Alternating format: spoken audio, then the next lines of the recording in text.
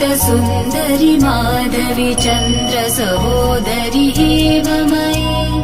मुनिगणमण्डित मोक्षप्रदायनि मञ्जुलभाषिणि वेदनुते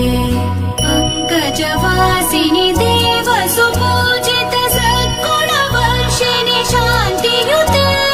जय जय हे मधुसूदन कामिनि आदिलक्ष्मि जय पालय माम् जय जय हे मधुसूदन कामिनि आदिलक्ष्मि जय पालय माम्